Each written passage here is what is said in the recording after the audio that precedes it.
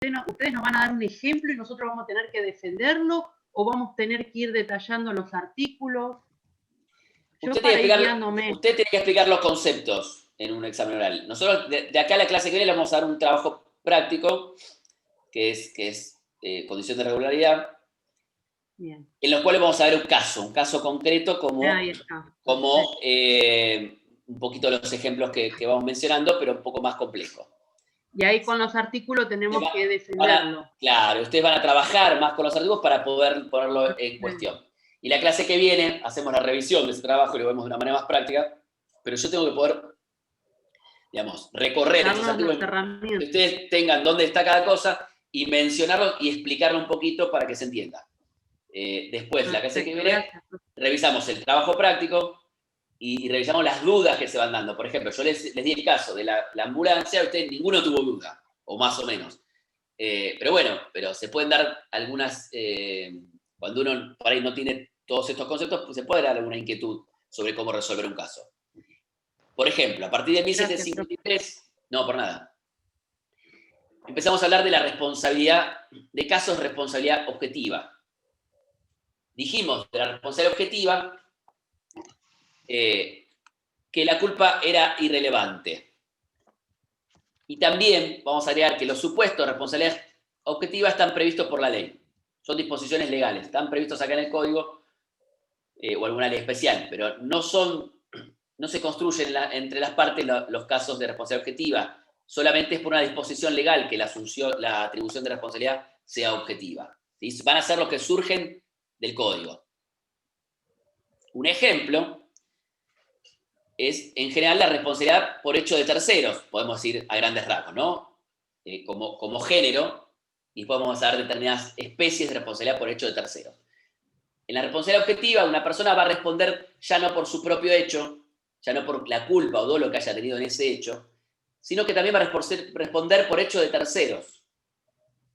Un ejemplo es la responsabilidad del principal por el hecho del dependiente. El artículo 1753. El principal, dice, responde objetivamente por los daños que causen o los que están bajo su dependencia o las personas de las cuales se sirve para el cumplimiento de sus obligaciones. Y dice, cuando el hecho dañoso acaece en ejercicio o con ocasión de las funciones encomendadas.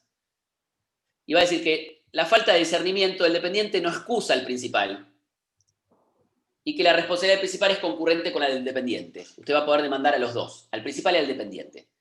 ¿Cuáles son los presupuestos, entonces, para que exista responsabilidad del principal por el hecho del dependiente? El primero, que esté bajo su dependencia. Usted le da una orden, si el dueño, el jefe, lo que fuera, le da una orden, el dependiente la tiene que cumplir. ¿Sí? Está bajo su dependencia. Hay una relación de dependencia. Ese es un primer presupuesto. El segundo presupuesto para que se dé la responsabilidad es que el hecho dañoso haya ocurrido en ocasión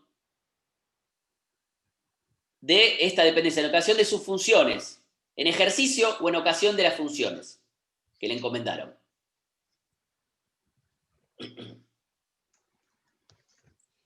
Y el tercer presupuesto es que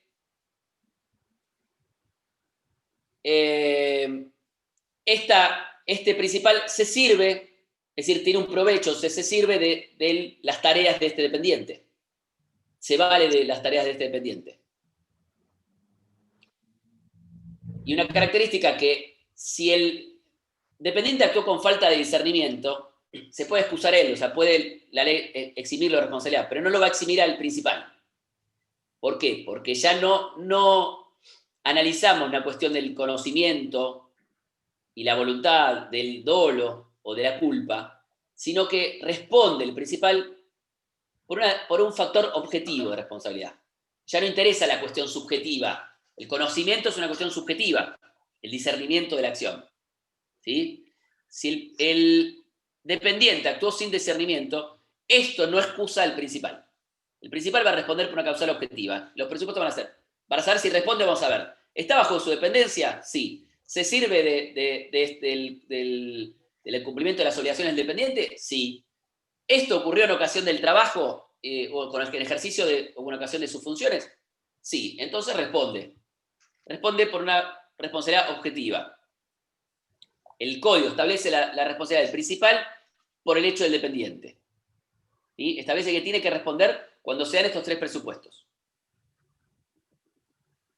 Bien. El hecho de los hijos menores, es también un hecho de responsabilidad por el hecho de terceros. Iba a decir que los padres son solidariamente responsables por los daños que causan los hijos que se encuentran bajo su responsabilidad parental y que habitan con ellos. ¿Sí? Cuando tiene responsabilidad parental, el padre que tiene responsabilidad parental. Dice, sin perjuicio de la responsabilidad personal y concurrente que le pueda caber a los hijos. En determinadas situaciones, en determinados supuestos, el hijo puede tener una responsabilidad personal cuando hay obligaciones que puede asumir el menor de acuerdo a su edad, algún contrato que puedan asumir los menores aún siendo menores. Entonces, independientemente de la responsabilidad personal que le puede caber a los hijos, hay una responsabilidad solidaria. Ustedes vieron responsabilidades solidarias. Obligaciones solidarias, ¿no? Entonces, responde solidariamente los padres por los daños que causan los hijos. Y va a decir, siempre que esté bajo su responsabilidad parental y habite con ellos. Después vamos a ver un supuesto en el caso en que igual, aunque no habiten con ellos, van a responder. Después no, ahora en breve. Le va a decir que la responsabilidad de los padres cesa cuando se encuentran bajo la vigilancia de otra persona, excepto en el caso del artículo 643. Si ustedes van al artículo 643, les habla de la delegación de la responsabilidad parental. Cuando delegan en otro pariente, por ejemplo, en otra persona que los padres delegaron la responsabilidad parental. Entonces, en ese caso no cesa la responsabilidad de los padres, cuando está la responsabilidad parental delegada. Cesa en casos en general cuando es puesto bajo vigilancia de otra persona transitoria permanentemente. Vamos a ver ahora la responsabilidad de los establecimientos educativos y seguramente les va a quedar más claro. O van a tener buenos ejemplos ahí. Y la excepción, que yo decía el artículo anterior, que se encuentre bajo su responsabilidad parental y que habiten con ellos, los padres no se van a liberar y van a responder cuando el hijo menor no conviva con ellos si esta circunstancia deriva de una causa que les es atribuible. Por ejemplo, imagino que se les ocurren los ejemplos. En un caso de violencia familiar, un caso de violencia, alguno de los padres es privado, ¿no?, de la responsabilidad parental y el hijo ya no convive con él. Ahora, esta circunstancia, esta situación en la que no convive, le es atribuible, es por culpa de ese padre que provocó una situación de violencia. Entonces, en ese caso, esto está incorporado por una perspectiva de género en el código, de alguna manera. Porque dice, imagínense que la víctima de una violencia de género vaya a responder solamente por el daño que ocasiona el menor que convive con ella, y el padre, digamos, y el otro, digamos, padre, o sea, en este caso no respondería. El código establece que sí, que aunque no conviva, se haya privado de la responsabilidad parental, cuando esta circunstancia deriva de un hecho que les es atribuible, de una causa que les es atribuible. Entonces va a responder igualmente. ¿Se entiende? Si no, imagínense lo injusto que sería. Profe, puede ser que siendo un menor que tenga alguna pelea en la escuela, ¿no?, donde le produce una lesión al compañerito, ahí es cuando los padres se tienen que hacer cargo de dicha responsabilidad. Ahora vamos a ver qué pasa en los establecimientos educativos. Acá es la responsabilidad de los padres, que en general responden por los hijos que están bajo su responsabilidad parental y habitan con ellos. Salvo que la causa por la cual no habitan con ellos o no estén bajo su responsabilidad parental les sea atribuible. Por ejemplo, un hecho de violencia. Perfecto. Bueno, le va a decir que no responden por los daños causados por los hijos en las tareas inherentes al ejercicio de su profesión o de funciones subordinadas encomendadas por terceros. Si tiene alguna especie, algún contrato laboral que esté, digamos, que usted puede tener a los 16 años, un contrato laboral, en las funciones de ese trabajo, ¿quién va a responder? Y si tiene un contrato firmado, en parte tiene que responder el chico. ¿Y quién más? El principal. ¿Quién lo dijo? ¿Dónde está? No veo. Sabrina. Claro. Acá ya sería un tanto injusto que si el hecho deriva de las funciones de hacer su trabajo, respondan todavía los padres. Si bien es un menor, si está en funciones de un trabajo, de unas tareas que le encomendaron, se lo encomendó el principal, ahí pasa a ser un dependiente que hizo una tarea que le fue encomendada. Entonces va a responder el principal. Él va a responder concurrentemente, pero sí. También habría que tener en cuenta la edad del chico, ¿no? Porque según la edad van aumentando las obligaciones del menor. Justamente, por eso le dice, ya no van a responder los padres cuando sean tareas inherentes al ejercicio de profesión o funciones subordinadas. El chico ahí dice iba a responder solamente en caso de culpa o dolo, y el principal va a responder por un factor objetivo. Y dice, tampoco responden por el cumplimiento de obligaciones contractuales válidamente contraídas por sus hijos. El caso de responsabilidad contractual es una caja de ahorro, una tarjeta de débito, una caja de ahorro. El menor puede establecer un contrato bancario, una caja de ahorro con un banco. Está previsto que puedan asumir ese tipo de contratos, ¿sí? Aún siendo menor. Y asume la responsabilidad del hijo, ya no responde el padre en esos casos. Porque son válidamente contraídas, ¿entiendes? Porque la ley le autoriza a suscribir ese contrato aún siendo menor. Bueno, dijimos que cuando había un vehículo hablábamos de una cosa riesgosa. Esto necesariamente nos conecta con, si ustedes se remontan a la clase pasada, cuando vimos las funciones de la responsabilidad, dijimos que la reparación era en su momento la única función atribuida a la responsabilidad, producto del liberalismo clásico, producto de la sociedad, la concepción de la sociedad en el momento que se sancionó el Código Civil de Vélez Sarsfield, o que conocemos como de Vélez Sarsfield. Lo que pasa es que la sociedad en este momento, por producto de las actividades del ser humano, de las actividades que desarrolla, la concebimos de otra manera y sabemos que vivimos una sociedad de riesgos. Es una concepción más actual de la sociedad de riesgos. Sabemos que hay actividades y hay cosas que generan riesgo, ¿no? Esto hoy en día son más visibles que por ahí en esa época. Hoy hay un montón de actividades más industriales o de transporte que se conocen, que se definen como actividades riesgosas. Entonces, el código receta esta intervención de cosas que generan un riesgo. Y la concepción es esto, es la sociedad de riesgos. Entonces, en determinadas situaciones, en la intervención de determinadas cosas, va a existir una responsabilidad objetiva que deriva no ya de la culpa, o sea, no de un factor subjetivo, atribución de responsabilidad, sino de la intervención de cosas o por la producción de actividades riesgosas. ¿Sí? Esto es el artículo 1757, les habla de hechos de las cosas y actividades riesgosas. Y va a decir que toda persona responde por el daño causado por el riesgo o vicio de las cosas. Una cosa va a ser el riesgo, un automóvil en sí es una cosa riesgosa, el vicio es si encima tiene un defecto de fabricación, como daba el ejemplo el compañero Juan Matías. Bien, que ahí era una cosa viciosa, pero en sí misma el vehículo es una cosa riesgosa, es una cosa que genera un riesgo. ¿Sí? Uno estadísticamente, la cantidad de siniestros que hay con automotor, entiende que en sí mismo provoca un riesgo, aun cuando se lo conduzca con todos los recaudos y con respetando todas las normas de tránsito, el vehículo genera un riesgo. Producto de este riesgo es que va a responder objetivamente quien cause un daño. Entonces dice, por los medios empleados o por las circunstancias de su realización.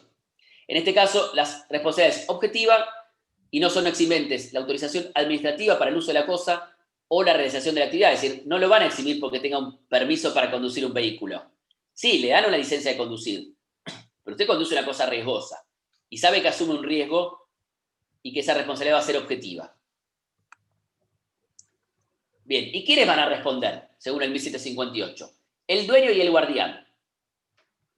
El dueño de la cosa y el guardián.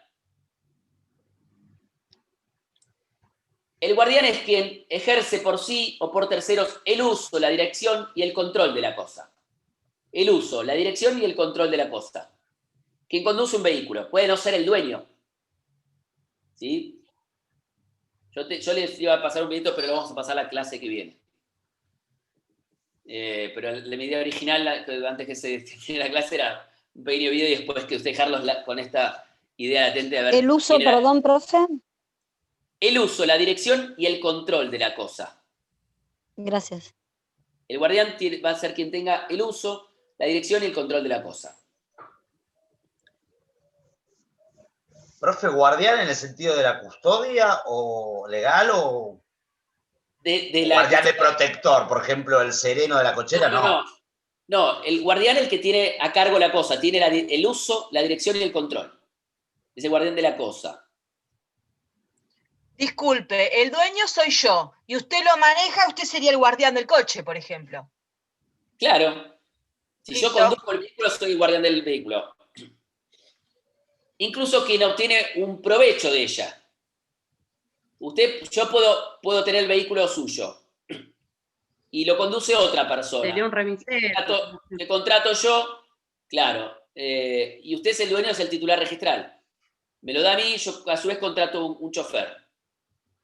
Y yo gano, o sea, tengo un provecho de esa actividad. Entonces también voy a responder. Bueno, ahora, profe, sería Uber. Bueno, por ejemplo. Yo dije remis, pero ahora sería Uber. Con Uber hay toda una gran discusión. No vamos a entrar acá. Aparte, sí, eso sí. Bueno. No, profe. No, para. Brenda, supongo. Sí. TC. Tengo el auto titular. Me lo alquila B. A su vez yo se lo alquilo a C. Espera. ¿Quién sería? Usted fue el que dio ese ejemplo, dijo. El titular se lo presta. Bien, Brenda. Vos sos la dueña, se lo alquilás a B y a su vez vos se lo alquilás a C. Sí. Ese es un supuesto distinto del que yo di, ¿eh? No, porque usted dijo el titular, después dijo que lo usaba y el que lo usaba se lo alquilaba. Es muy distinto, es distinto, te das cuenta de lo que vos estás diciendo. Bueno, el ejemplo es A.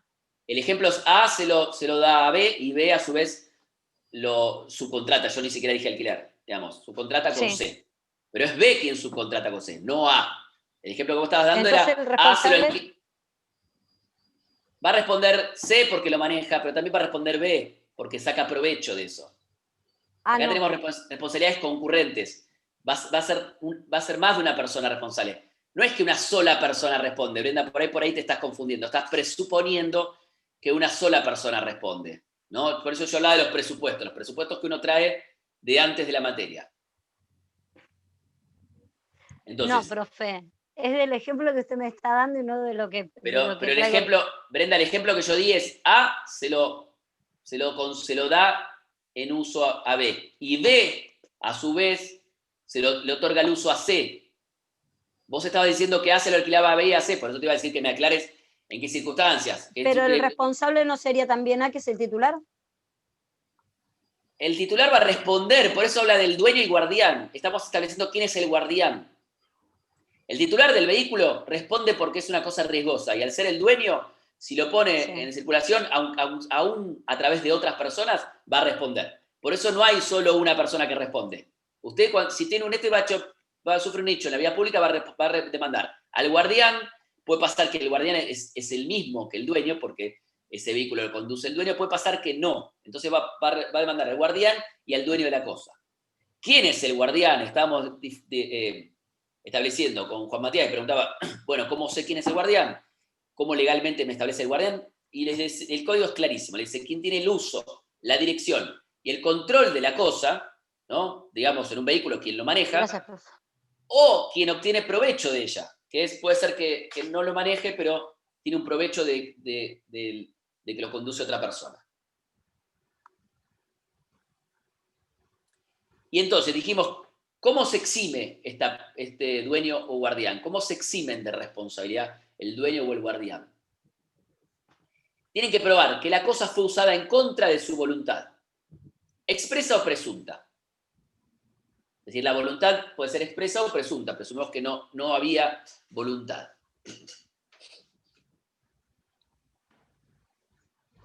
Si ustedes le roban el vehículo y quien le roba el vehículo comete, digamos, en la persecución de la policía, atropella a una persona, usted no va a responder, tiene que haber hecho la denuncia, ¿no? Pero va a decir, no, me habían robado el vehículo, no lo usaron con mi voluntad, lo usaron en contra de mi voluntad, me robaron. Va a tener que probar, por eso cada persona que alega un hecho tiene que probar, lo va a probar con la denuncia. Entonces, el dueño o guardián no responden, se eximen de responsabilidad si prueban que la cosa fue usada en contra de su voluntad expresa o presunta. Profe, y por ejemplo, si tenés un vehículo y, no sé, lo vendés y le das el 08 firmado, pero la otra persona nunca se transfiere. Ahí tiene un problema. Y no se hizo la denuncia de venta. Ahí tiene un problema, está regulado en el artículo 27 del decreto ley y el número lo tengo borrado en este momento en mi cabeza, pero se los puedo buscar. Que establece, hay un decreto ley, en el artículo 27 establecía que usted no va a responder cuando hizo la denuncia de venta. Porque mientras no se hace la transferencia, el único titular es usted. Cuando se hizo la transferencia hay un cambio de titularidad. Ustedes van a ver, me imagino que en derechos reales, quisiera creer que lo van a ver, que el registro de la propiedad automotor, a diferencia del registro de la propiedad inmueble, tiene carácter constitutivo de derechos. Esto se lo van a acordar, me imagino. Por ahí no se acuerdan la clase de obligaciones y se van a acordar esto. Pero bueno, en la vida en algo les va a servir. El registro de la propiedad automotor es constitutivo de derechos, mientras que el registro de la propiedad inmueble es declarativo de derechos. Usted vendió, hizo un boleto de compraventa y cuando lo inscribe declara a los terceros para usted asegurarse, pues si el tercero no sabía, le va a reclamar a usted. Pero el registro de la propiedad inmueble es declarativo. El dueño ya es quien la compró, el inmueble. Pero frente a terceros, la publicidad a terceros la da a través del registro. Ahora, el caso del registro automotor es constitutivo de derechos. Usted es el titular. Y el único que reemplaza al titular es quien se inscribe en el registro como nuevo titular. El boleto, bien, gracias, es una promesa de venta, pero no es la venta. La venta, la compraventa es cuando usted lo materializa y lo perfecciona en en el registro. Por eso es constitutivo de derechos. Esto la mayoría de la doctrina lo entiende así, ¿no? Habrá quien por ahí difiera, pero la mayoría de la doctrina entiende que es constitutivo de derechos. Entonces, usted ahí tiene un problema, usted no lo transfirió. La jurisprudencia, con mucho debate, pero terminó siendo mayoritaria, que reconoce que quien en ese registro materializó la denuncia de venta se va a eximir de ese reclamo. Pero tiene que haber hecho la denuncia de venta, si no, está en un problema. Bueno, corren, una tercera parte de la clase va corriendo mañana al registro de la propiedad. Pero que bueno, que por ahí les sirve en eso. Sepan para asesorarle a un cliente, si le dice, no, yo se lo vendí, pero le hice el 08 todo y este no va y no le escribe, bueno, hace la denuncia de venta. Porque si la otra persona no hace la transferencia, por eso ustedes tienen que asegurarse, iniciar el trámite y se van tranquilos cuando ya se hizo la transferencia. Incluso, le diría, no solo iniciarlo, porque he tenido casos de personas que iniciaron, se fueron tranquilo el vendedor y al registro se le cayó el sistema, se cortó la luz o algo por el estilo y no se hizo la transferencia. Así que hasta que no están materializadas las cosas, sepan que tienen responsabilidad. Bueno, lástima que se fue el doctor, porque este tema le gusta mucho, pero podría estar un rato largo, que es el daño causado por animales. Y lo asemeja al artículo 1757. ¿Sí? Es decir, a ver, ¿alguna? Actividades riesgosas. En este caso a la cosa, porque el 1757 prevé actividades o cosas riesgosas. Ustedes saben que más allá de la discusión sobre cosas, históricamente los animales, el código lo trataba como cosa riesgosa.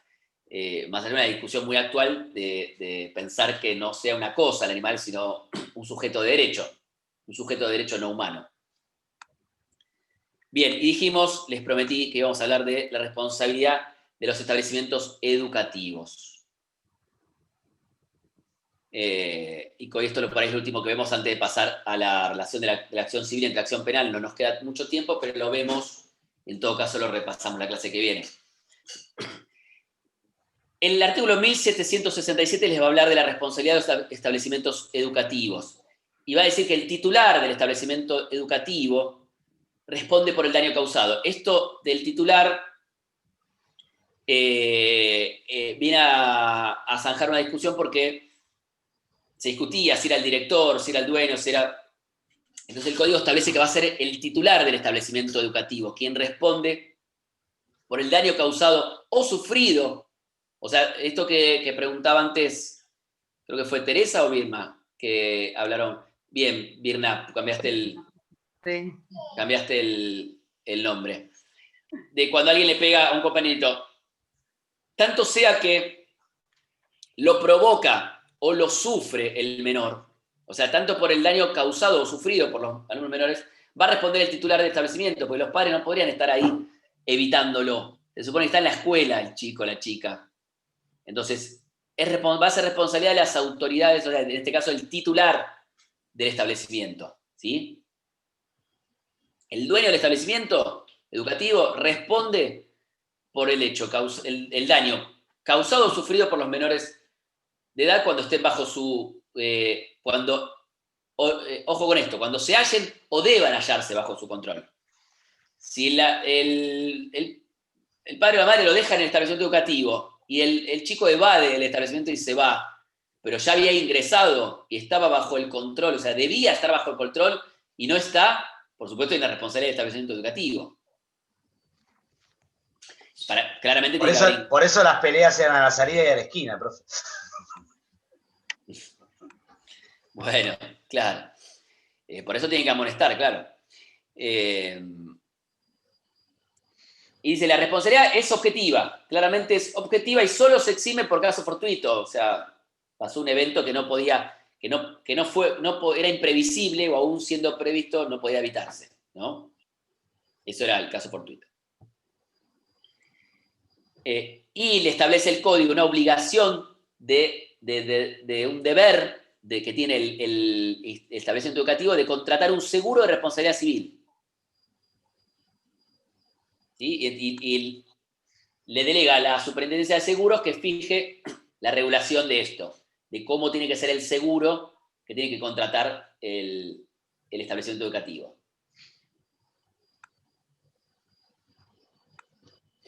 El 1769, yo acá no se los marqué, pero lo di por supuesto, lo charlamos, sí. A mí se me ocurre un caso extremo, ¿no? En el colegio. Supongamos que son los chicos que están ahí en una pelea y alguien le tira algo punzante a un nene y pierde un ojo, o disminución de la vista. Por eso dije un caso extremo, ¿no? En ese caso también se responsabiliza la institución y el seguro, porque usted sabe que después se lavan las manos todo y nadie quiere tomar la responsabilidad. Ahí ya va a haber, supongo, en contratos, materia contractual, como los seguros tienen un montón de cláusulas para no responder, ¿no? Supóngase, lo más sencillo, usted se detuvo mal en la vía del tren y pasa el tren y se va el vehículo, con el seguro no le va a responder. Claro. Los seguros tienen muy seguro que les es redituable. Siempre. Sí, está claro, esta norma no se aplica en los establecimientos de educación superior universitaria, ¿no? Es establecimientos educativos, pero no de educación superior. Va a ser primarios, secundarios. El 1769, les decía, yo creo que nos salteamos un artículo, me estoy dando cuenta, porque veo acá las profesiones liberales y las obligaciones de hacer, que habla de la responsabilidad subjetiva, pero hay algo que no dijimos.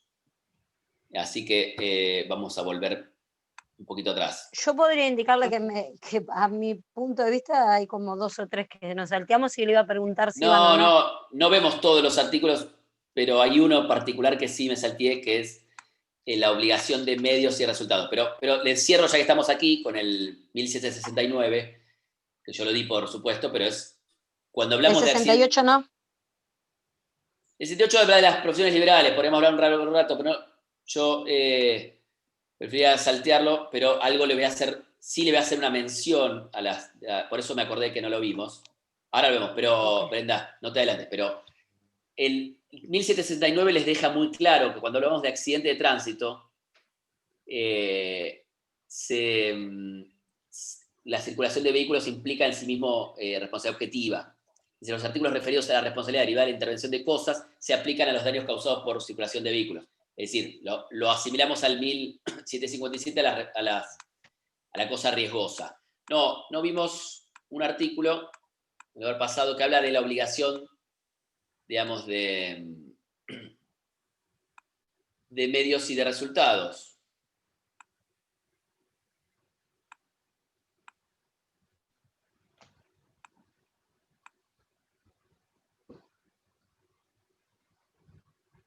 Acá, el 1723 nos salteamos, de la responsabilidad objetiva. Yo lo estaba hablando el 1722 y el 1723 y creo que hubo algo que me interrumpió, pensé que lo había visto, lo había dado. El 1723, que habla de responsabilidad objetiva, establece cuándo también es una responsabilidad objetiva y cuando se asume una obligación de resultado, ¿no? Entonces, cuando de las circunstancias de la obligación o lo convenido por las partes surge que el deudor debe obtener un resultado determinado. ¿Qué es una obligación de resultados? Entonces, acá por ahí nos metemos un poquito con las profesiones liberales, Brenda, ¿sí? Pero entonces, grábense el 1723, cuando el deudor debe obtener un resultado determinado, su responsabilidad es objetiva, ¿sí? Es un poco más largo el tema de responsabilidades, las profesiones liberales, pero ¿cuándo es una obligación de medios y cuándo es una obligación de resultados?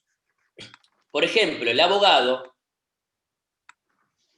¿sí?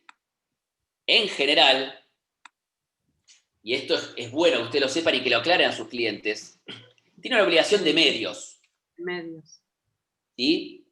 Yo le iba a hacer la pregunta, pero bueno, para no, y lo adelanté yo la respuesta. Lo había dicho el profe. Claro, el profesor Candice va a decir que para él, por ejemplo, si tiene que hacer una sucesión, como no tiene controversia, si es una sucesión sencilla y, digamos, y no controvertida, porque hay sucesiones que pueden controvertirse. En general las sucesiones no son controvertidas, sino que son declaratorias. No son, me sale controvertidas, pero lo van a ver igualmente en procesal esto. Pero no son contradictorias. El contradictorio es cuando hay una parte que demanda a otra parte, ¿no? En procesal lo van a ver. Hay un actor y un demandado, es una acción contradictoria. Hay una contradicción. Va a haber uno que dice una cosa y otro va a haber quien repele esa acción o quien va a contradecir esa acción. Va a haber que probar quién tiene razón. En una sucesión, en general, porque pueden darse una contradicción en una sucesión, pero en general son procesos declarativos. ¿Sí? Fallece alguien y se establece, la sentencia es una declaratoria, la declaratoria de herederos. Entonces no hay una acción controvertida. Entonces ahí el doctor va a decir, doctor Candice, para él entiende que ahí tiene una obligación de resultado, no de medios. Entonces, esa sería una excepción en general, que el abogado lo que tiene que es poner en funcionamiento los medios para adquirir un resultado que ya no depende de él, porque la sentencia la dicta un juez. si lo demandan al abogado, lo van a demandar en virtud de la culpa o del dolo, ¿no? Pero por un factor subjetivo de responsabilidad. Existe un factor objetivo de responsabilidad cuando la obligación es de resultado, cuando se debe garantizar un resultado. ¿Y cómo sé que no? Cirugía estética, por ejemplo. ¿Cómo? Cirugía estética, por ejemplo. Bueno, también el doctor, para él, entiende que los médicos, obviamente los médicos son una obligación de medios, él entiende que en el caso de cirugía plástica, estética, hay una obligación de resultado. Él solo no, hay una discusión doctrinaria y gran parte de la doctrina entiende lo mismo, ¿no? Que hay no digo que sea una cuestión pacífica la doctrina, pero gran parte de la doctrina va a decir que ahí estamos frente a una obligación de resultado. Si yo debo producir un resultado, ¿cómo prueba la víctima del daño que tengo responsabilidad?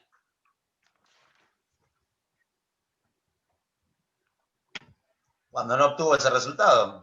Exactamente. Solo comprobar que no se generó, que no se produjo el resultado, la otra parte demuestra responsabilidad. Será entonces el profesional en este caso, o quien se comprometió a un resultado, que debe demostrar alguna eximente de responsabilidad. Es decir, que no logró el resultado por una causa que le fue ajena o por hecho un tercero. Va a tener que probar la eximente de responsabilidad que vimos cuáles eran. ¿Se entiende? La causa ajena, un hecho un tercero. Pero a la víctima del daño le alcanza a comprobar que el resultado no se produjo para probar la responsabilidad. No tiene que probar ni culpa ni dolo. A eso vamos. Como es un factor de atribución objetivo de responsabilidad, cuando hay una obligación de resultado, alcanza a comprobar que no se produjo resultado. Y ahí está demostrando responsabilidad. Salvo que la otra parte demuestre una eximente. Pero ya será la otra parte quien tiene que probarlo. ¿Se acuerdan que las eximentes de responsabilidad tiene que probar quien alega que hay una eximente, quien se quiere eximir de la responsabilidad? Birna, te veo no del todo segura. Se nos está el tiempo medio jugando en contra, pero ¿cuál es la duda?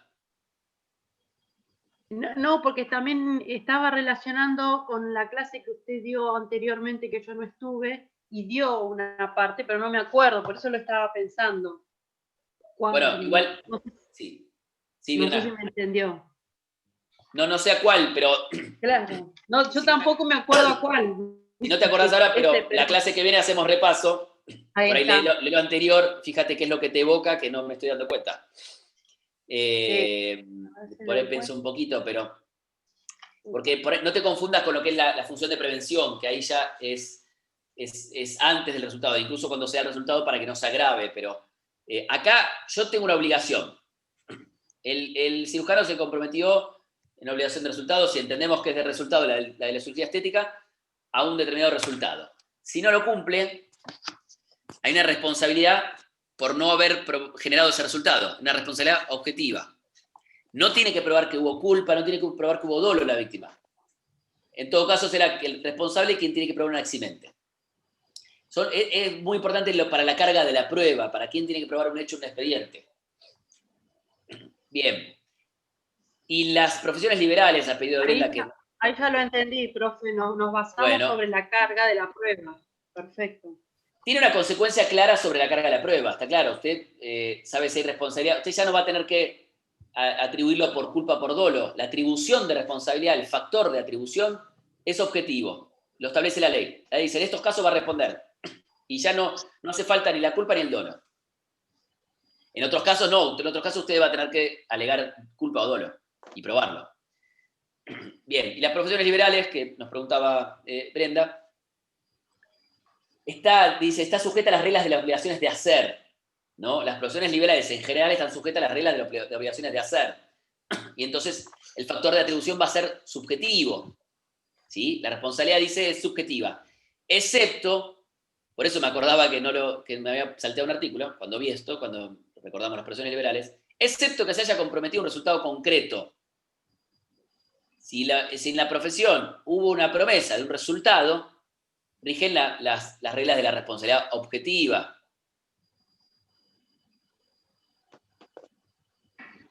¿Bien? Si la obligación se lleva adelante con cosas, dice, no va a ser las previsiones de la cosa riesgosa, salvo que el daño derive de un vicio. Esto habla de las profesiones liberales. Dice que, o sea, no están comprendidas por la responsabilidad de la actividad riesgosa. Si bien hay siempre un riesgo, supónganse un odontólogo, un cirujano, por lo menos si garantiza un resultado, pero no está sujeta a las previsiones de la actividad riesgosa. La actividad riesgosa, supónganse una producción, yo no hablé de actividades riesgosas, perdón, no le di ejemplo. Una actividad riesgosa, una fábrica que para producir utiliza unas máquinas, ¿no?, que cortan y que el operario las utiliza que tiene que operarlas, tiene que utilizarlas con su cuerpo, tiene que moverlas con sus brazos. Si se corta la mano, ese es el ejemplo que le da el operario para cuando habla del daño moral, el doctor siempre, imagino se los dio.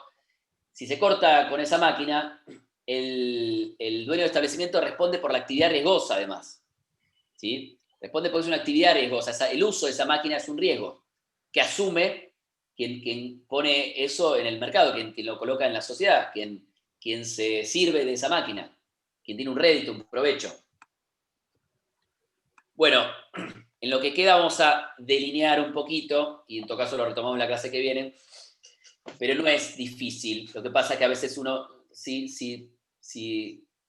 digamos, el tema es que no se enrieden con esto. Es muy sencillo el tema de las acciones civil y penal. Pero bueno, a veces yo veo que se enredan un poquito. ¿Qué es la acción civil y la acción penal? Dijimos que hay un hecho, un siniestro de tránsito, ¿no? Para un ejemplo simple, un ejemplo más evidente de estos supuestos, en los que habíamos dicho que B colisionaba a A, ¿sí? Porque A cruzaba bien y B lo colisionaba. Emerge, como vemos, porque habíamos visto que del principio general del deber de no dañar a otro, y de no dañar, ¿no?, el alterum non laedere y el nemine laedere, surgía la obligación de reparar. Si yo violo ese principio de que no debo dañar a otro, surge la obligación de reparar. Entonces, a partir de ese hecho, nace una acción civil para reclamar la reparación de ese daño, ¿sí? Con motivo de ese hecho, ese siniestro automovilístico, nace una obligación, nace la acción civil. En este caso, nace una acción de reparación. La víctima va a reclamar civilmente los daños y perjuicios que le ocasionó. Pero junto con esa acción, también a veces nace otra acción que es la acción penal. Entonces, habrán visto en penal o van a ver que determinadas conductas típicas, están tipificadas en el código, dan como respuesta una acción penal. Tiene que estar tipificada. Entonces, las lesiones o el homicidio están tipificadas en el código para los supuestos dolosos y para los supuestos con culpa también. Tienen las lesiones leves y las lesiones graves, y tienen las lesiones culposas. Las lesiones leves y graves son dolosas, pero también tienen las lesiones culposas en el artículo 24 del Código Penal. Y en el artículo 84 va a tener el homicidio culposo. Una persona que comete, digamos, provoca la muerte de otro, pero por culpa, va a responder también penalmente.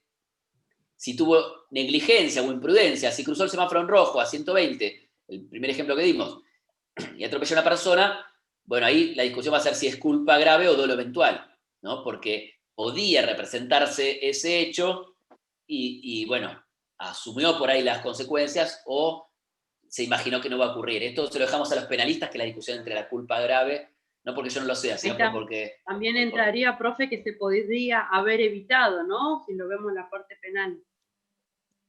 Sí, digamos que era obviamente que no era un hecho que se podía haber evitado. Si no tenía posibilidad, no, vamos a dar el reproche de la culpa en el caso de que tuvo la posibilidad de motivarse y actuar, obrar distinto. Pero bueno, dejamos la clase penal, que acá estamos en derecho civil. O sea, en obligaciones, que es parte de los derechos civiles. Pero hay una relación. ¿Por qué? Porque el 1774 les va a hablar de la independencia de las acciones. La independencia es el principio general en la relación entre acción civil y acción penal. El principio general es la independencia. Este principio, a su vez, tiene una limitación. Yo primero le voy a delinear esto y después ahora vemos los artículos y vemos qué cosas son claras y qué cosas no se entienden. Pero entiendan esto antes de meternos en el artículo, antes de perdernos. El principio general, según el código, es la independencia entre la acción penal y la acción civil. Este principio general de la independencia tiene una limitación. Van a ser independientes las acciones civiles y penales hasta que la acción civil se encuentre, o sea, el proceso civil haya concluido y se encuentre en condiciones de dictar sentencia. La sentencia civil se va a suspender el dictado de la sentencia civil hasta tanto concluya el proceso penal, hasta tanto haya una sentencia en el fuero penal. Esta es la limitación, la única limitación a la independencia de las acciones, que es el principio general. Entonces, repasando, tenemos el principio general que habla de la independencia de las acciones. Las acciones, la acción civil y la acción penal resultantes del mismo hecho, dice el 1774, pueden ser ejercidas independientemente. Ahora vamos a ver un detalle de este artículo, Iván, pero quiero hacerlo muy claro y después lo vamos complejizando. El 1775 prevé la suspensión del dictado de la sentencia civil. La acción civil avanza y procede hasta el dictado de la sentencia y dice el dictado de la sentencia definitiva debe suspenderse en el proceso civil hasta la conclusión del proceso penal. Esto, a su vez, tiene tres excepciones. Esta limitación de la independencia, que es la suspensión de la sentencia, tiene tres excepciones. Entonces, principio general, la independencia de las acciones. Las acciones civiles y penales pueden interponerse en forma independiente, independientemente una de la otra. Y esto va a ser así hasta el dictado de la sentencia civil, en la cual se suspende hasta que haya sentencia penal. Esto es el límite de la independencia. Es independiente, pero tiene un límite. No va a haber una sentencia civil hasta que haya una sentencia penal. Y esto es para evitar contradicciones de sentencias. Porque si tengo una sentencia civil que dice que no responde, una sentencia penal que dice otra cosa, pues, si fueran contradicciones, se provocaría lo que es el escándalo jurídico. Profe, o sea que le reconoce una supremacía a la sentencia penal por sobre la civil. Le reconoce, sí, no sé si llamarlo supremacía, pero reconoce las consecuencias de la sentencia penal sobre la sentencia civil. Va a tener determinadas consecuencias que las vamos a ver. Ahora vamos a eso. Yo quiero que esto sea muy claro, porque si esto se enredan después, se pierden una pregunta que sería muy fácil de responder. Principio general, independencia de las acciones. Las acciones pueden ser ejercidas independientemente. El límite de esto es el dictado de la sentencia civil. Cuando el juez va a dictar sentencia, dice, espere, yo no voy a dictar una cosa distinta y contradictoria de la sentencia penal porque hacemos un escándalo jurídico entre juez penal y juez civil. Y existe lo que se conoce como la seguridad jurídica. Las sentencias no pueden ser contradictorias. Entonces, al momento de dictar la sentencia, va a suspender el dictado hasta tanto haya sentencia penal. Esto tiene tres excepciones. O sea, esta suspensión no va a ocurrir, no va a operar en determinados supuestos que son las excepciones a este principio, a esta limitación. Perdón, las excepciones son a la limitación, no al principio general. El principio general tiene una limitación. Y esta limitación tiene tres excepciones. ¿Qué van a ser? Si median causas de extinción de la acción penal, si la acción penal se extinguió por muerte del imputado, yo voy a esperar que haya una sentencia donde diga si es culpable y si es absuelto. No, porque va a haber una sentencia que dicta la prescripción.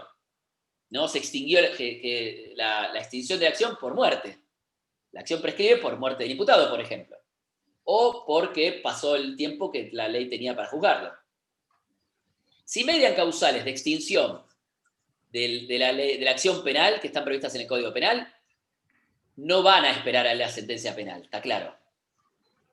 Tampoco y este es el supuesto B del artículo 1775, el inciso B, tampoco si la dilación, dice, si la demora, la dilación del procedimiento penal provoca en los hechos una frustración efectiva del derecho de ser indemnizado. Muchas acciones por lesiones se inician, sobre todo en provincia hay mucha demora. Ustedes que viven, bueno, imagino muchos en zona sur, Lomas de Zamora es el segundo departamento más grande de Latinoamérica. Esto es hasta que se creó el departamento de Avellaneda Lanús, que el otro día hubo un acto, se pone en funcionamiento, pero estuvo creado y no entraba en funcionamiento, entonces todavía queda bajo la superintendencia de Lomas de Zamora. Al ser el departamento segundo más grande de Latinoamérica, imagínense la cantidad de juicios y de procesos, de conflictos sometidos a la jurisdicción.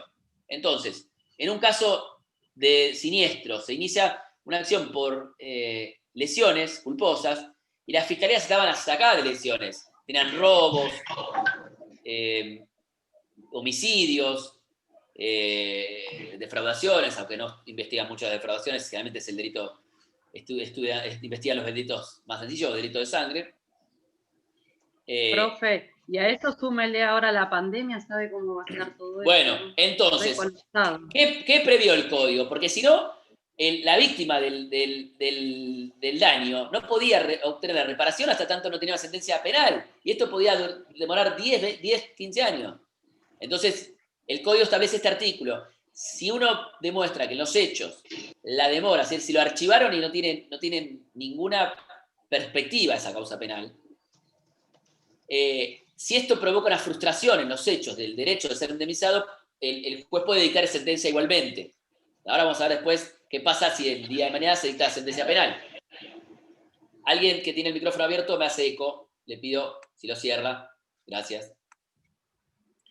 Y la última de las excepciones, y por eso está tan relacionado con la responsabilidad, como veníamos viendo, y la responsabilidad objetiva, ¿qué les parece? ¿Cuándo no voy a esperar la sentencia penal? El inciso C les dice, si la reparación del daño está fundada en un factor objetivo de responsabilidad. ¿Por qué? Que la culpa fue de la persona. El daño es evidente. Birna, bueno, evidente no me responde demasiado, Juan, pero no den por obvios, expliquen y fundamenten. Pero Birna, cuidado, porque vos acabas de introducir un hecho que es la culpa. Y acá estamos hablando del factor objetivo de responsabilidad. Dijimos que el factor es objetivo cuando la culpa es irrelevante. Alicia, ¿a qué hora tenemos que terminar sí o sí? Nos avisás porque nos estamos excediendo un poco y yo sé que vos después tenés que usar el Zoom. Yo diría que tenemos 5 minutos nomás, porque después hay que tomar lista y si hay alguna duda, refrescarlo de la semana que viene, así que habría que ir cerrando, Leandro. Y somos 5 minutos, a lo sumo hoy creo que están muchos, casi todos. No sé si vos querés ir viendo los que están y en todo caso después les preguntás, querés ir tomando lista con los... Pasa que algunos no tienen su... Por eso te digo, después le preguntamos si no tienen el nombre y el apellido de alguien que está entrando hace rato con Moto G8. Exactamente. Y además tampoco los puedo ver porque no, al estar la pantalla compartida... sí, pero lo puedes decir... No los puedo ver. Lo puedes ir corriendo con la flecha. Lo puedo ver desde acá de participantes, pero te digo, hay algunos que no tienen... Por eso, si vos podés ir tomando con los que ves, después le preguntamos a los que no se ven. Así avanzo, bueno. Ya cerramos en 5, cerramos. Dale. Entonces, el proceso penal, Birna, va a investigar lo que vos decís, la culpa y el dolo. El proceso penal, la única atribución de responsabilidad penal es en virtud de la culpa y el dolo. Los tipos penales no prevén la responsabilidad objetiva. Sería toda una cosa, un escándalo que el derecho penal sancionara responsabilidades objetivas. Por el principio de culpabilidad, ¿no? Ustedes vieron en penal, solo se puede sancionar penalmente a quien actúa con culpa o con dolo. Y con culpa solo en los tipos penales que prevén la culpa. ¿Bien? Entonces, si en el proceso penal solo se va a discutir o a investigar la culpa y el dolo, ¿tiene algún sentido que yo espere la sentencia penal si la responsabilidad está fundada en un factor objetivo de responsabilidad? No tiene ningún sentido que yo espere una sentencia penal que me va a decir que hubo culpa o que hubo dolo o que no la hubo, si está fundado en un factor objetivo de responsabilidad, porque la persona puede ser absuelta porque no tuvo culpa, pero yo voy por un factor objetivo de responsabilidad, no me interesa que haya culpa o dolo. ¿Se entiende? Bien, entonces, para avanzar, dijimos, cuando el hecho dañoso configura al mismo tiempo un delito de derecho criminal, la acción civil puede interponerse ante los jueces penales conforme esto al 1774. Usted tiene la independencia de las acciones, puede ir por la vía civil, con acción civil, y la vía penal va a investigar la acción penal. Sin embargo, si quiere, aunque sigan siendo independientes, si quiere interponer la acción civil, ustedes van a ver en penal que existe la acción civil en el proceso penal. La puede interponer en el mismo proceso penal. Pero son independientes. Y si quiere puede ir a un juez civil, y yo lo recomiendo porque el juez civil va a conocer más sobre la graduación del daño que el juez penal. Bien, y se va a regir por digamos, las disposiciones procesales según la materia. Dijimos las excepciones para el dictado de la sentencia. Bueno, esto que hablaba de Juan de la prevalencia de la sentencia penal, la condena penal sí va a ser cosa juzgada, o sea, en este caso sí prevalece, ¿en qué? Respecto del hecho, el 1776, que habla de la condena penal, les va a decir, la sentencia penal condenatoria produce efectos de cosa juzgada. ¿Saben lo que es la cosa juzgada? Que ya no se revisa, salvo el supuesto de cosa juzgada írrita o fraudulenta, que es toda una discusión que no vamos a entrar acá, que hay debate sobre eso, ¿no? Porque también hay una prevalencia de la cosa juzgada. Cuando ya se juzgó y ya quedó firme la sentencia, hablamos de cosa juzgada. La sentencia penal va a ser cosa juzgada también en civil. El juez civil ya no va a discutir lo que es la condena penal respecto de la existencia o inexistencia del hecho y sobre la culpa del condenado. Bien, si el juez penal dijo que es culpable, esto ya el juez civil no lo puede discutir, porque si hay culpa penal, claramente va a haber culpa civil. Y si el juez dice que el hecho existió o dice que no existió, el juez penal, ¿no? El juez civil tampoco va a poder discutir esto. Entonces, va a ser cosa juzgada sobre la existencia, aclaro, o inexistencia, pero claramente cuando se habla de la existencia del hecho se habla de si existe o no existe, si existió o no existió. Sobre la existencia o inexistencia del hecho y sobre la culpa del condenado. Cuando hay una condena estamos hablando, ¿eh? Cuando hay una absolución, vamos a ver que la responsabilidad tiene otro orden. Puede no tener responsabilidad penal, puede ser absuelto, pero puede tener responsabilidad civil, porque la responsabilidad civil es más amplia. Ahora, si tiene responsabilidad penal, claramente tiene responsabilidad civil.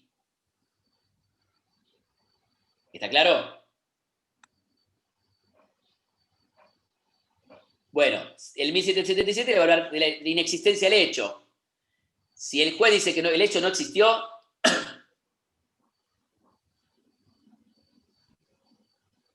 o que el sindicato, guarda, porque cuando hablamos de la inexistencia puede ser que el juez diga que no participó determinada persona en el hecho. Esto ya no va a ser discutido en sede civil. Si el juez dice el hecho no existió o tal persona no participó en el hecho, esto ya no va a ser materia de discusión en sede civil. El 1777, primer párrafo. Y lo que dice es que si la sentencia penal decide que un hecho no constituye delito penal o que no compromete la responsabilidad penal del agente, en el proceso civil puede discutirse libremente ese mismo hecho en cuanto generador de responsabilidad civil. Esto que le decíamos, cuidado que la responsabilidad civil es más amplia que la del derecho penal. Si tengo responsabilidad penal, claramente voy a tener responsabilidad civil. Esto no implica lo contrario. Si no tengo responsabilidad penal, puede aún igualmente tener responsabilidad civil. La implicancia solamente sobre la culpa, sobre la condena. La condena penal implica la responsabilidad civil. La absolución penal no implica la falta de responsabilidad civil. ¿Bien? Bueno, antes de cerrar, que ya estamos pasados. Solamente la sentencia penal posterior. Esto último. Si la sentencia penal es posterior a la civil, porque supónganse que generaba una dilación que frustraba el derecho a ser reparado, entonces el juez dictó la sentencia civil, y la sentencia penal aparece con posterioridad, ¿qué va a pasar? Como principio general no produce efectos sobre la sentencia civil, excepto el caso de revisión. Ustedes van a ver en procesal que hay un recurso de revisión que es muy estricto, es muy acotado, porque ustedes ya tienen el caso de cosa juzgada. Entonces, si aparece un testigo nuevo que dice, no, fue tal, y entonces conmueve realmente la cosa juzgada, entonces ahí puede ya tener efectos, ¿sí? Y dice, la revisión procede exclusivamente a petición de parte interesada en los supuestos que, y da 3 supuestos. Si la sentencia civil asigna alcance de cosa juzgada a cuestiones resueltas por la sentencia penal, y esta es revisada respecto a esas cuestiones, excepto que sea por un cambio de legislación, excepto guarda que a veces la legislación penal despenaliza un hecho, pero al momento que fue condenado era responsable. ¿Sí? Se toma el momento en el momento que fue condenado en sede civil, ¿no? Se toma el momento del hecho de la sentencia. Si después la legislación se modifica, esto no afecta a la cosa juzgada. Tiene que ser un hecho que amerite la revisión y tiene que resolver sobre las mismas cosas que se resolvieron en sede civil.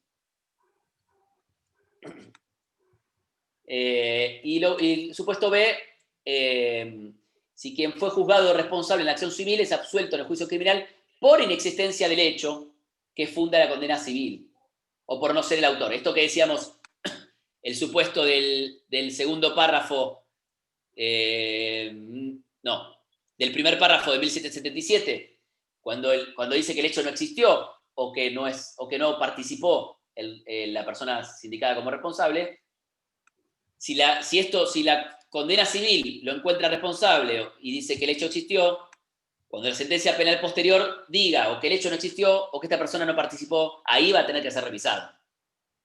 ¿Sí? No si discute cuestiones de responsabilidad que no tengan entidad suficiente para una revisión, para el recurso de revisión en sede civil.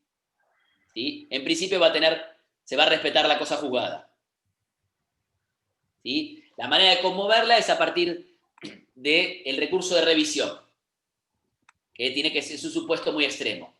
Bien, cerremos acá, léanlo y las dudas que tengan, la clase que viene, por favor, tráiganse todas las dudas que tengan antes del parcial. Sí vamos a mandarle un trabajo, lo vamos a subir ahora al aula virtual, les diría que lo presenten hasta el día lunes, ¿sí?